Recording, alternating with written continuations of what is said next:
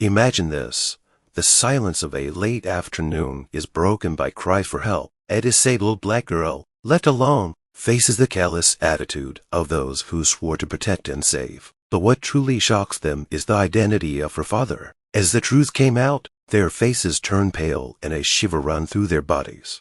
We are grateful to each of you who take the time to watch our videos. Please write in the comments what your name is and what city you are watching us from. This helps us feel that you are close to us and makes our channel stronger. You are our inspiration. Every single one of your likes, comments, and subscriptions helps us promote our content and cover such important topics. We really appreciate your attention, because without you, this wouldn't be possible. Thank you for being with us. Enjoy the show.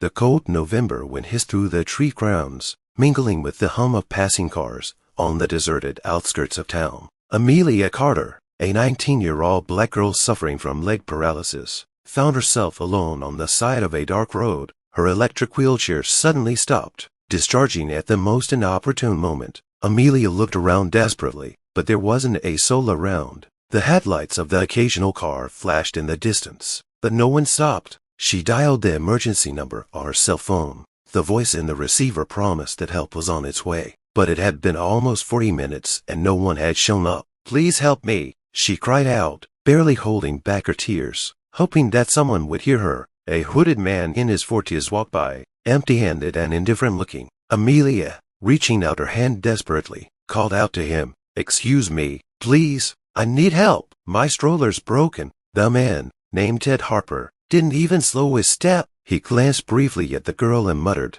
"Not my case. Someone else will." Amelia felt a lump come to her throat. Her screams grew louder, but the few people who passed by pretended not to notice her. A red car drove by. The driver, a woman in her 30s named Carol, glanced at the girl through the window and quickly averted her gaze, nervously adjusting her mirror. "Hell, it's not my problem," she muttered to herself as she pressed down on the gas pedal. Amelia, desperate, pulled out her cell phone and tried to dial the emergency number again, but the battery was dead. She was shivering with cold and helplessness. "Wouldn't anyone help?" she whispered, tears streaming down her cheeks. At that moment her cry of despair was broken by the rumble of a passing truck. The driver, Jack Kingston, laughed loudly when he heard her voice. He stopped the truck, looked out the window, and threw it open with a sneer. "Hey, girl, what's wrong? Is it broken? Maybe the fairy godmother can help you." He chuckled and drove off, leaving the girl all alone. Amelia, clenching her hands into fists, tried not to lose hope. She stared into the darkness, gazing into every pair of headlights, praying that someone would stop after all. Her voice grew quieter, her strength leaving her, but there was an even greater challenge ahead, because the approaching lights of the car seemed to promise not salvation, but more pain. Through the icy night air, Amelia saw a car with flashing beacons slowly approaching from behind the corner. The girl's heart beat faster. Salvation at last. "They'll help me get out of here." A few minutes later, a car stopped a few meters away from her, and two men got out. The first was tall, with short cropped blonde hair and a stern expression. The name on his name tag read, Trevor Miller. The second, a little shorter, with a mocking grin, looked younger. It was Roy Davis. "Do you see that?" Trevor smirked, looking over at the girl. "I think we have a drama queen here." Roy shoved his hands in his pockets and came slowly closer. His eyes glanced over the girl as if he were assessing an object rather than a person. "So, doll, have you decided to give us a nighttime performance?" he said, grinning. Amelia tried to gather her wits. "Please help. My stroller, it's broken, and my cell phone is dead. I can't move." But instead of sympathy, the rescuers exchanged glances and laughed loudly. "Broken, you say?" Roy said, mimicking her voice. "Maybe you want us to carry you around in our arms." Amelia felt her face flaming with shame and anger. "I'm just asking you to help me get home," she said quietly, trying not to show fear. Trevor walked over to her wheelchair, leaned over and examined it, not with the intention of fixing the breakage, but to mock it. "Look, there's nothing wrong here. She just wants us to waste our valuable time on her." Roy left, pulled out his phone, and started filming what was happening. "Go ahead. Tell me again how you got stuck here. Maybe it'll go viral." Headline, "Girl decides she's owed everything." "Stop it," exclaimed Amelia, feeling tears come to her eyes. But Trevor seemed to be savoring the moment. "Do you see that?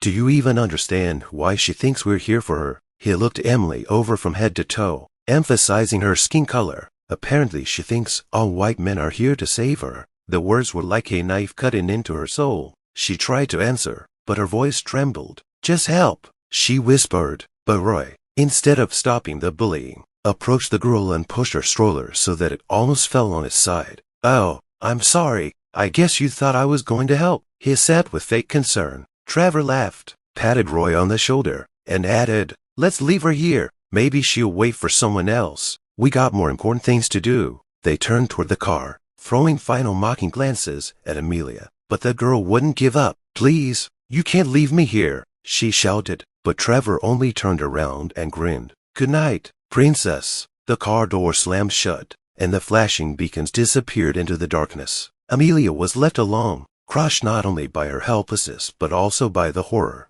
that those who should have saved her had turned her into an object of cruel ridicule. But there was a new encounter ahead of her that would bring more terror. Amelia Saturday in her motionless wheelchair, her body shivering with cold and resentment. She tried to come to her senses after the humiliating words of the rescuers, but her loneliness was short-lived. A few minutes later, the same car with flashing beacons returned. The car door opened, and Trevor and Roy stepped out again, but now they looked even more smug. Roy was holding a bottle of coffee from the nearest gas station, and Trevor was munching on a slice of pizza.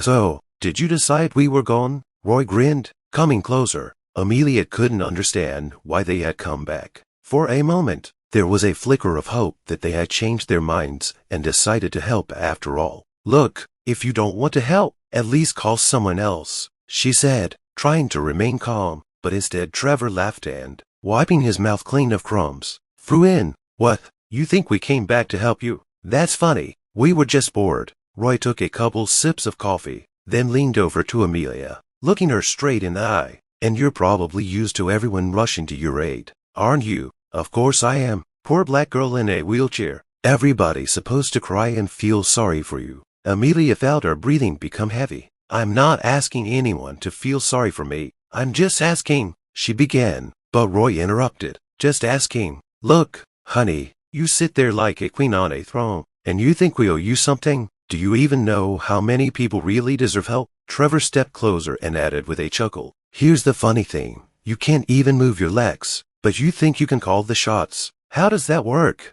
They both started laughing, and Amelia felt anger and resentment mingle within her, turning into a sharp sense of helplessness. You have no right to talk to me like that, she shouted, gathering the last of her strength. Roy took a step back as if startled by her words, but immediately broke into sarcastic applause. Oh, did you hear that, Trevor? She doesn't want us to talk to her like that. What courage. Trevor laughed even louder. Who cares about little Miss Nobody anyway? Nobody cares about you, sitting here like a useless piece of you-know. Roy pulled out his phone and started filming. Tell me how you got stuck here. Come on, look at the camera and tell the world how you got yourself into this miserable situation. Amelia turned away, trying not to look at the lens. Oh, shy, Roy continued. Or are you afraid of being seen by your cheerleader? Oh, I'm sorry, you don't have a team. No one's even asked where you are. Trevor leaned over her stroller and tapped his finger on the armrest.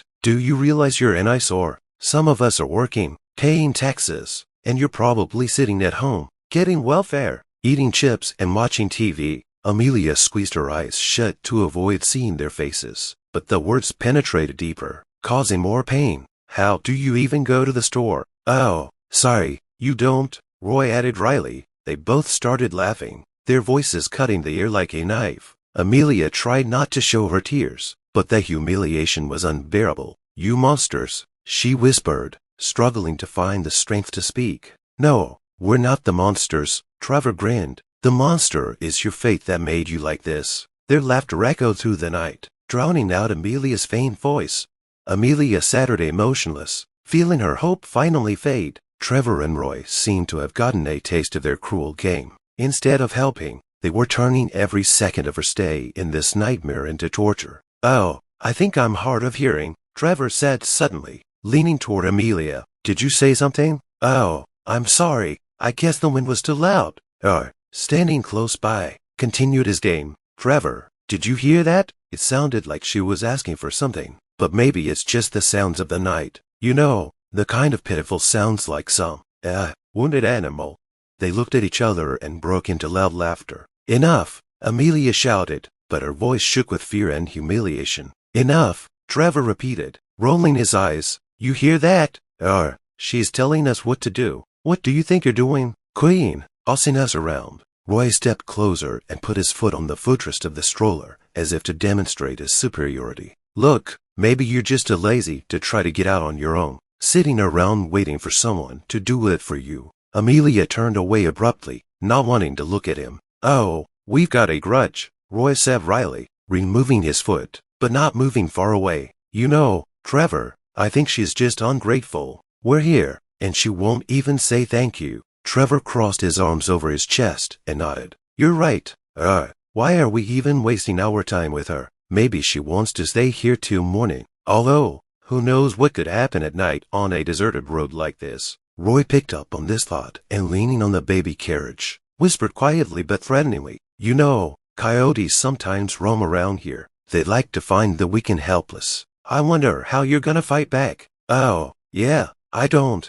Amelia felt a cold sweat run down her back. Ew, you can't just leave me here, she said, barely holding back tears. But instead of answering, Trevor walked over to her wheelchair and pushed it gently backward, causing the device to tilt slightly. Why don't we take you for a little ride? See how you like a little ride on the highway at night. Roy laughed and grabbed the handles of the stroller. Why not? Maybe you'll make a new friend, one of those truck drivers. They'll definitely appreciate the company. He began to move the stroller to the edge of the road, causing Amelia to cringe. No, please don't. But that only amused them. Roy stopped a few inches from the curb, turning the stroller so that Emily was looking directly at the dark wasteland. All right, that's enough of that, Trevor said, looking at Roy with feigned weariness. Let him sit here and think about his behavior. Yeah, maybe she'll change her mind about being so demanding, Roy added, letting go of the stroller with demonstrative indifference. They walked slowly back to their car. But Amelia, in desperation, screamed. Don't go. You said you were here to help. Roy turned around, smirked, and said, We helped. Now you know how much no one really needs you. They got into the car and drove away again, leaving Emily shaking with terror and helplessness. Her screams dissolved into the silence of the night, and the darkness around her grew thicker. Amelia was alone in the total darkness, clutching the armrests of her motionless wheelchair. Her eyes were full of tears, but what filled them most was not pain, but anger and despair. She couldn't believe that those who should be helping had made her life a living hell. But the silence was short-lived. The loud sound of the engine returned the car with the flashing beacons pulled up again, this time sharper and more aggressive. The car door opened with a loud creak, and Trevor stepped out, his face twisted with anger. Are you still here? He threw, heading straight for Amelia. Roy followed, but he didn't have his usual smirk on his face. He looked tense, as if he sensed that Trevor was about to do something out of line. Hey, would you stop it? Roy said hesitantly, but Trevor stopped him with a gesture. Shut up. I'll handle this. Trevor walked toward Amelia, his heavy boots thudding loudly on the pavement. She looked up at him, her eyes full of fear. What are you going to do? She whispered, trying to keep her voice from shaking. What am I going to do? He asked, leaning closer. I'm going to show you what happens to people who think the whole world owes them something. He grabbed the handles of the stroller and yanked it backward, causing Amelia to nearly fall over. Stop it, she shouted, but Trevor only grinned. What? You think you can tell me what to do? His voice grew louder, rougher. With a sudden jerk, he flipped the stroller onto its side, dropping Amelia to the cold asphalt. The impact made her cry out in pain. You said you wanted to move, he said, standing over her. Now you're on the ground. Try crawling if you're so independent. Amelia tried to rise on her hands, but her body was too weak. Trevor leaned over her and grabbed the hood of her sweatshirt, pulling her up, then roughly let go, making her hit the ground again. Trevor, stop it, Roy intervened, grabbing his arm. We've already overdone it. She's not going to do anything. Shut up. Trevor shouted, pushing him away. If you're scared, stay in the car. Amelia sobbed, trying to defend herself, but Trevor grabbed her arm and gave her wrist a sharp squeeze. You know what pisses me off? He hissed angrily. People like you are always complaining, always demanding that someone help them. But no one in the world owes anyone anything. He pushed her back to the ground, and she felt the rough asphalt scratch her skin. Standing off to the side, shifted nervously from foot to foot. Trevor, you're crazy. If we get caught, no one's going to catch us, Trevor said, looking down at Amelia. She can't even make a phone call. Amelia tried to gather the strength to say something, but the pain and shock robbed her of words. Trevor leaned even closer to her, his face twisted with anger. Remember that, girl, no one can help you in life if you're useless. He spat beside her and walked to the car, leaving her lying on the cold road. Roy followed silently behind him, his eyes darting between Trevor and Amelia, but he didn't dare say anything in her defense. When they drove away, leaving behind the roar of the engine and the smell of exhaust fumes, Emily was left lying on the pavement, crushed not only physically but mentally. But in the back of her mind, a spark of resistance was beginning to ignite. She knew this was not the end.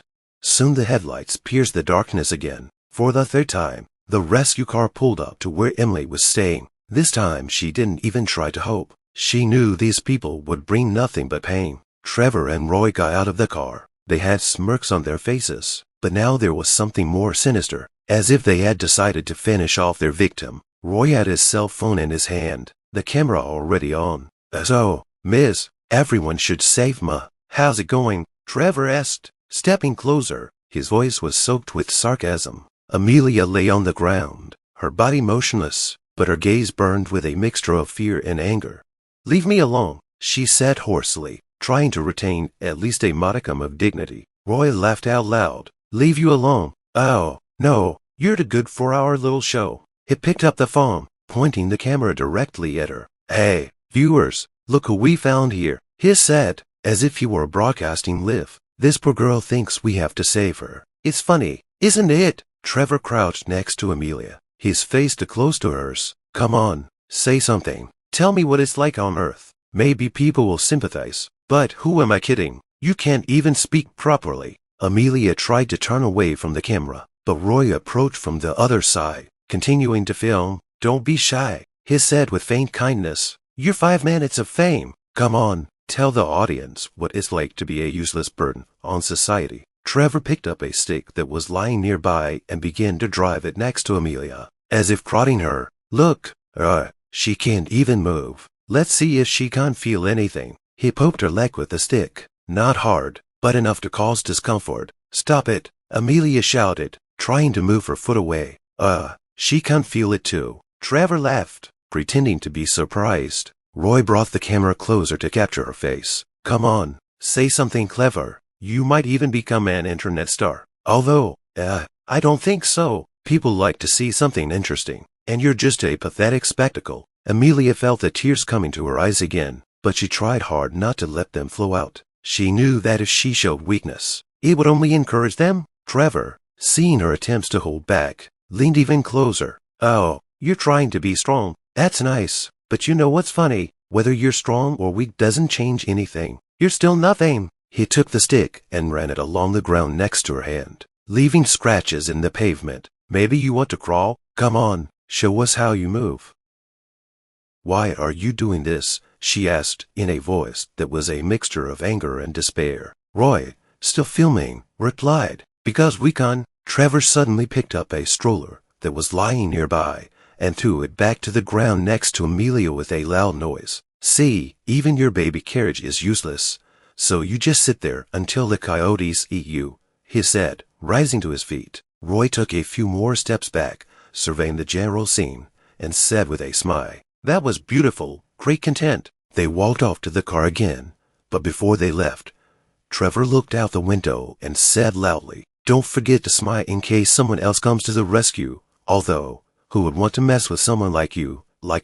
The car drove away, leaving Amelia in utter despair. She was alone, exhausted, but somewhere deep inside, there was still a flame of determination that refused to go out.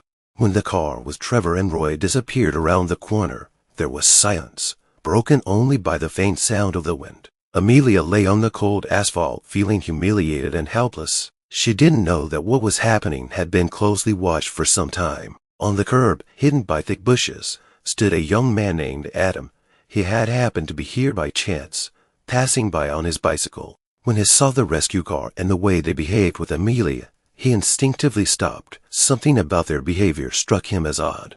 And when the girl's scream started, he knew he had to find out what was going on. Adam pulled out his phone, turned on his camera, and began recording. At first he filmed from a distance, afraid of attracting the attention of the rescuers. But the further the scene unfolded, the more his outrage grew. When Trevor threw Emily out of the stroller, and then used a stick to abuse her, Adam almost shouted something in protest, but he held back, realizing that if he was noticed, it might make the situation worse. Instead, he moved as close as he could, staying in the shadows of the trees. Every word, every derogatory phrase thrown at Amelia was videotaped. "How can they?" Adam whispered under his breath, his hands shaking with anger. When Roy pointed the phone's camera at Amelia's face, Adam barely restrained himself from intervening. His desire to help fought the realization that it was better to gather evidence that could expose these people. After Trevor and Roy got into the car and drove away, Adam waited a little to make sure they weren't coming back before coming out of his hiding place. He walked over to Amelia, holding the phone in his hand. "Hey, can you hear me?" he asked softly, kneeling down beside her. Amelia was startled at first to see the stranger, but there was no mockery or threat in his voice, only genuine concern. "Who are you?" she asked hoarsely, trying to rise, but her body refused to obey. "My name is Adam," he answered, helping her up. "I saw everything they did." Did you see?" Amelia felt shame overwhelm her. She wanted to hide, to disappear. "Yes," Adam said firmly, "and I videotaped the whole thing. No one should treat another human being like that, and I won't let them get away with it." He showed her the phone screen that showed Trevor and Roy bullying her. "It's proof," Adam said. "We can go to the police." Amelia looked at him, still not believing that someone was on her side. "Do you really want to help me?" she asked, tears starting to stream down her cheeks again, but this time they were tears of relief. "Of course," Adam replied. "They think they're getting away with it, but they're wrong." Adam helped her back into the stroller, picked her up and rolled her back onto the road. "But first, let's get out of here," he said, looking around, as if he feared that the men might return. "It's not safe here." Amelia nodded, feeling a faint ray of light break through the darkness of her despair. She didn't know what lay ahead, but for the first time in a long time, she had hope that justice would be served. As Adam rolled Emily back to the sidewalk, his heart was beating fast. He felt a strange mixture of relief and anxiety. Relief that he could help her, and anxiety about what might happen if the rescuers suddenly returned. He quickened his pace just in case, trying to get the girl out of this scary place as quickly as possible. Amelia sat there silent. Her face was tired, but there was still a small spark of hope on it. Adam noticed her looking back more and more often, as if expecting that they might return. But as soon as they reached a safe place, Adam's phone rang. A number he didn't know popped up on the screen. He slowed down and answered it, not knowing what was waiting for him. "Hello?" he asked, trying to hide the worry in his voice. Are you with Amelia now?" The voice on the other end was familiar, but distorted, almost hoarse. Adam tensed. He didn't know who it was, but he intuitively sensed that this call was no accident. "Who's that?" he asked, looking around as if he had a premonition. "Listen to me carefully," the stranger continued. "Don't trust these rescuers. You are not alone. We all know what they did." The words made Adam feel a chill run down his spine. He sat her down next to Amelia so she wouldn't hear. "Who are you?" he asked again, more wary now. "I was there when they were abusing her, and I saw everything that happened. But not now. Not here. You're too close, and they might find out." The stranger paused, and in his voice you could hear not only alarm, but a clear threat. "They will be looking for you. You must be careful." Adam felt a sense of panic building up inside. He tried to gather his thoughts, but everything that was happening was too intense. He realized that perhaps the rescuers could still be watching him. "Wait, you're telling me that they were the ones who called you? Did you hear everything they said?" Adam asked, trying to figure out what was going on. "No," the voice answered. "I didn't just hear them. I heard you, and, believe me, you better stop moving where you are. Don't come home. If they find out you interfered, it'll be too late. We're tracking their every move. But you need to be smarter than that." "Who are you, anyway?" Adam almost shouted, his eyes darting around looking for some sign that this call was true. The answer was brief and troubled. We know what you're filming. We know what you recorded. But if you give this to anyone, they won't stop and your life will be in danger. Adam's heart clenched. He realized that the situation was becoming dangerous. This wasn't just an intervention, it was a threat that could completely change his life. He looked back at Emily, who continued to sit in the stroller, unaware of what had just happened. You gotta be smarter than that, kid. We'll help you. But if you choose the wrong path, it'll be too late. They don't leave witnesses. The phone made a short beep, signaling the end of the call. Adam looked at the screen in confusion. The number was hidden. He didn't know who was on the other end, but one thing was certain. His life, and now Emily's, could be in jeopardy. Amelia, he said quietly, turning to the girl, we need to get out of here, quickly. Her eyes filled with anxiety, and she seemed to sense something was wrong, too. But Adam knew that if they stayed where they were, things could end very badly. Did you say something wrong? Amelia asked, her voice sounding concerned. We're leaving, Adam replied firmly. It's not safe. We need to get out of here as soon as possible. He turned the baby carriage around, and they hurriedly left the place, feeling the dark clouds thickening around their path. When Trevor and Roy returned to their office, they tried to hide the embarrassment and awkwardness of what had happened. However, something inside them was clearly changing. This incident with Emily kept them on their toes. And although they tried to convince themselves that nothing terrible had happened, their anxiety was growing. At that moment, they could not have imagined that a real shock was ahead of them. They were sitting in silence, washing down the stress with alcohol, when the rescue team's phones received an unexpected call. Trevor picked up the phone, not expecting anything important, but when he heard the voice on the other end, his face turned pale. You don't get it, do you? You just played with fire. The voice was low, calm, but it felt powerful and threatening. Trevor felt his fingers tighten around the phone, and his heart skipped a beat. What do you want to say? He asked with tension in his voice. You just hurt the daughter of one of the most powerful men in the country. Amelia is not just an ordinary girl, as you might think. You made a mistake, and now you have to pay for it. Trevor almost fell out of his chair. He knew that he and Roy were better off staying out of suspicion, but he never thought they'd get so bogged down in this story. He tried to say something in response, but the voice continued. You have no idea who her father is. Look at your hands, Trevor. What have you done to them? The voice was getting harder and harder. You ate your life in 5 minutes of violent fun, and now you're about to find out it was all done for a reason. You can't escape the consequences. Trevor, who was usually rude and cocky, felt his legs go cotton. He looked at Roy, who also realized what was happening. They were sitting in the office, and their actions now could turn out to be their worst nightmare. But who is she? Roy asked, barely containing his fear. Whoever was on the other end of the connection laughed briefly, but there was nothing funny about the laugh. Amelia is the daughter of Felix Campbell. Do you know this man? He's not just a powerful businessman. This is a man who is feared even by those at the top, and if you think you can get away with it, you're wrong. You're still gonna pay. At that moment, Trevor and Roy felt panic overwhelm them. They uttered the name Felix Campbell, but it was always in the news, in the conversations of people who spoke of him with respect, and sometimes with apprehension. This man wasn't just rich, he controlled vast resources, had connections in the highest circles, and was willing to do anything to protect his family. Trevor tried to justify himself, but his voice shook. We didn't know who she was, he stammered. I see you trembling, the voice said. It's too late for regrets. Amelia is not just this man's daughter. She is his only heir. You have now ruined everything he's been working towards his whole life. You have touched his most precious possession. Roy tried to interject, but his voice was quiet and uncertain. We didn't mean to. We didn't know who she was. Please don't tell him what we did. We didn't mean to hurt her. You just sold your soul for a few moments of humiliation. His voice interrupted him. Think about it. If you can, all you can do now is hide. Trevor put the phone down, his hands shaking. He didn't know how to react. He realized that his life wouldn't be the same anymore. Amelia wasn't just any ordinary girl, and now that they knew who her father was, it was clear they had stepped into dangerous territory, and there was no turning back.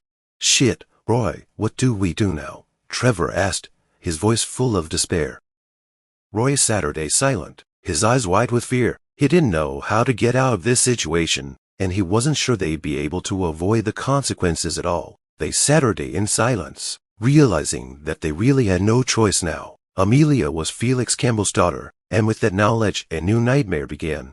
It had been several days since the terrible incident, when Trevor and Roy felt fear gradually taking over their lives, even if they tried to convince themselves that they could avoid the consequences. This inner fear grew stronger and stronger. They looked over their shoulders more and more often, afraid that someone would see in their actions traces of what had happened to Amelia. But they didn't know that their mistaken sense of security was just an illusion. Just when they thought the situation was beginning to fade, reality took a sharp turn in the other direction. Adam, still concerned about what had happened, couldn't just let it go. He knew he had to act. He kept a recorded video on his phone that captured everything: the humiliation, the cruel taunts, the physical abuse. His soul couldn't leave it all unanswered. Adam also knew that in the case of people like Trevor and Roy, justice could be perverted, and those who should be protecting could go unpunished. And so, with a sense of inevitability, Adam decided to take the step he knew would change everything. He uploaded the video to the internet. He didn't think about the trouble it would bring him or jeopardize his own safety. He was only thinking about Amelia. He knew that if the video got wide publicity, the public wouldn't be able to keep quiet. Hours later, the video was shared on social media. It soon went viral. People who saw this horrifying incident could not believe what was happening. Excitement and outrage began to grow. At first, angry comments started coming in. People demanded justice. They could not understand how rescuers, whose duty is to help and protect, could humiliate and abuse a person in such a way, especially if he was in a vulnerable situation. How could they? It's just inhuman. People wrote in the comments. The police must intervene. This must be investigated. These people must be fired immediately. We cannot allow such creatures to work in such areas. Public opinion immediately turned against Trevor and Roy. While the video was spreading, a real flurry of outrage and indignation began among web users. The entire internet was gripped by the story. Memes, posts, and videos about the incident quickly flooded people's pages, and the media began to pay attention to more and more details. Human rights activists soon became involved, demanding an immediate investigation. Many organizations fighting for the rights of people with disabilities and against racism spoke out, demanding justice. And so, more and more people began to look for those responsible. Trevor and Roy found themselves at the center of this anger. Their names became public, and whereas before they were sure they could get away with it, now there was no turning back. When Trevor first saw the video go viral, his heart stopped. His own profile was clearly visible on the cell phone screen. He recognized himself from the degrading phrases and the cruel laughter he let out as he watched Emily suffer. He sat back in his chair, his hands flouncing as he realized that now the public would not leave them alone. Shit, this is the end, Trevor whispered, watching the outrage grow online.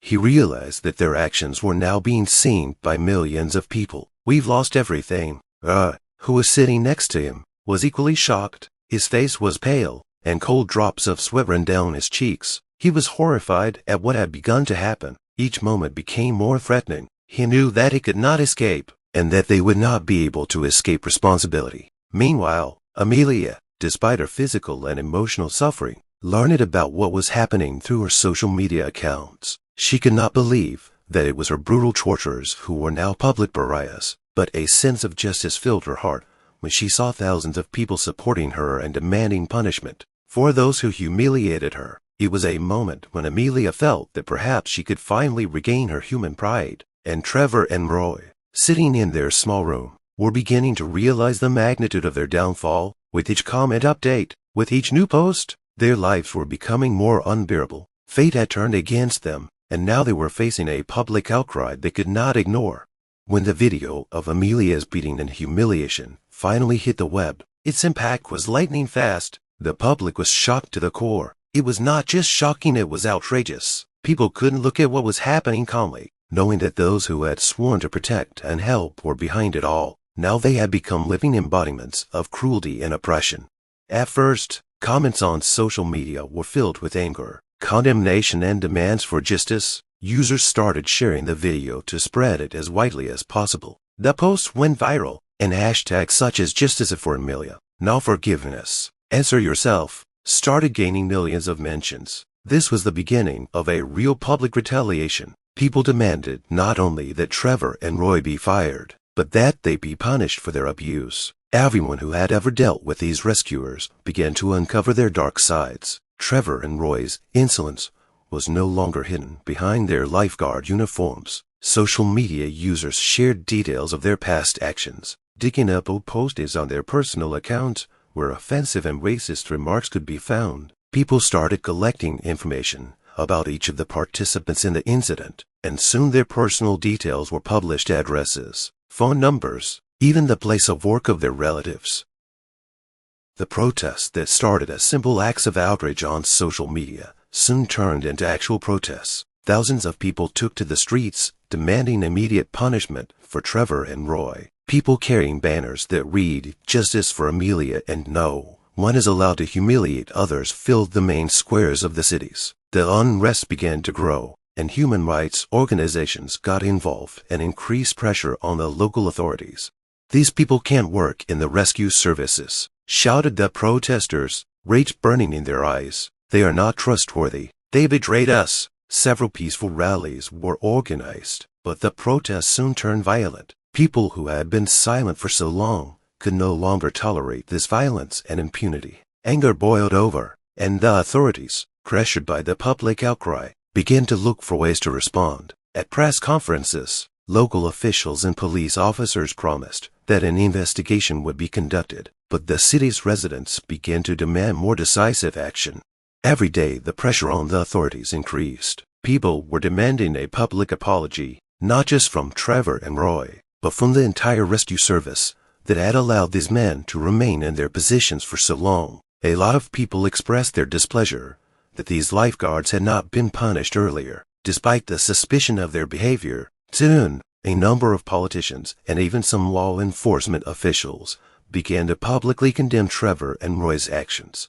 Meanwhile, social media continued to develop the witch hunt. Journalists started looking for details about everyone who had anything to do with the incident. Everyone who knew Trevor and Roy in one way or another found themselves in the crosshairs of public condemnation. The employers that these rescuers had once worked with began to refuse their services. It was more than just a dismissal, it was the public destruction of their reputations. Felix Campbell himself was not left out. As soon as the information that Amelia was his daughter became public, many people remembered his authority and influence. Statements appeared saying that Felix Campbell himself went to the authorities, demanding justice for his daughter, but his name also became a symbol of something more. Defending his family and fighting for the truth became a matter of honor. However, his support did not go unnoticed either. Soon the internet began to discuss that now the authorities themselves and the large companies with which Felix cooperated would come under pressure. Meanwhile, Trevor and Roy's actions continued to provoke anger not only among ordinary people, but also among their colleagues. Their correspondence with colleagues was published on social networks, in which they did not hide their contempt for weak and vulnerable people. The revealed facts and evidence became a blow to their reputation. It was no longer possible to ignore what was happening. Every day it became more and more obvious. Impunity was over. Public retribution was inevitable. And although there was still hope for Trevor and Roy, it was becoming more and more elusive. The world in which they were accustomed to their actions began to crumble under the pressure of public anger and shame. They could no longer stop the flow of events that had been set in motion.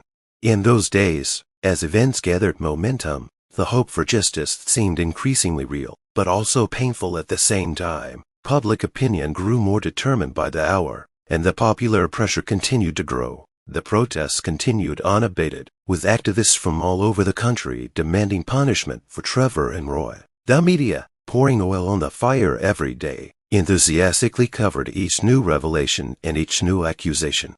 But was there justice in what was happening? Trevor and Roy, increasingly realizing that their reputations were ruined, found themselves at the center of an investigation. The police began to conduct an official review of their actions, and human rights activists, who kept up the pressure on the authorities, pushed for the case to become public. It was hard to imagine that such people could even remain in the service after what had happened. This was not just a day-to-day violation of their official duties, it was a real crime. But despite the pressure and outrage, the reality was not so simple, because the local authorities did not want to create unnecessary excitement. The decision on the punishment was postponed indefinitely. Although the investigation was in full swing, many people began to question whether it would really be fair. Despite threats and public demands, Trevor and Roy still had connections that could affect the outcome of the case. And here, in the midst of this process, came the realization of a harsh reality. Justice is not always as we imagine it to be. Local authorities, seeing the extent of public anger, decided to send Trevor and Roy into retirement, but without criminal penalties. They were told that they would be disqualified from working in the rescue industry, but it did not come to imprisonment. This was a hard blow to many who had fought for justice, as well as to all those who were shocked by the lack of decisive action. The public became disillusioned, feeling that there was not enough justice in this case. While it was right to fire them, punishment without jail time did not feel like proper retribution. People felt that such people should have been punished more seriously, but the system did not allow it. Amelia, for her part, was going through her own tragic recovery process. The horror she experienced that night left an indelible mark on her soul. Every memory of her screaming for help, of the rescuers taunting her, became excruciating to her. Her life was no longer the same. Numerous attempts to return to normalcy had failed. Though she tried to survive, every day reminded her of the nightmare that had happened to her. After the public pressure seemed to subside and Trevor and Roy were in the shadows, Amelia felt more and more that there would be no justice for her. Yes, they had quit their jobs, but their punishment seemed insufficient to her. She was still young, and life had been difficult for her, and now she had to face her prejudice and fear of society anew. Could she ever forget what had happened to her? Not really, but what she realized for sure was that real justice in her case wasn't just about condemning those who had humiliated her. It's her personal recovery, her struggle for self-determination, and her ability to not allow herself to be broken. And yet, the system itself continued to remind us that not always the most brutal crimes end in the most just punishment. In that case with Trevor and Roy, justice no longer seemed to have as much power as the power of the people's anger. And Amelia, standing in the wreckage of her former life, realized that despite her best efforts, the real victory lay not in punishing her tormentors, but in rebuilding herself. Friends, we really want to know what you think. What do you think about the story we have just told? Do societal injustices sometimes blind us? Have you ever experienced racism or bias in your life? Share with us in the comments. We value every opinion you have. You are really very important to us. Without you, without your feedback and support, our channel could not grow. We are truly grateful to each of you who are with us. Don't forget to give us a like if you liked this video and subscribe to the channel so you don't miss the news stories we have in store for you. We wish you a good day and hope for more understanding and justice in the world.